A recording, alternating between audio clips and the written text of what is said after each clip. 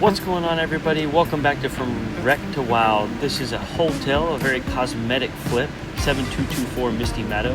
Look at that North Carolina Tar Heel blue. Very ugly. We changed it, we painted it, super simple on the outside.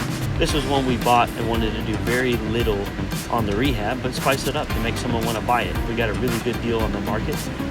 Went through, replaced the flooring, and put in a brand new door. I really like that brick fireplace right there. Put in new light fixtures. Here's the kitchen, ugly, outdated. I don't mind the brown, but we definitely spiced it up. You'll see here in a second. Kitchen, did that luxury vinyl throughout, painted those white. Here's a bathroom, extremely old school there, but kind of clean. Again, very cosmetic update. We just did our thing. We replaced the countertops, put tile around. That's all you really need to do. So this one was super simple. Appreciate everyone reaching out. Talk to you soon.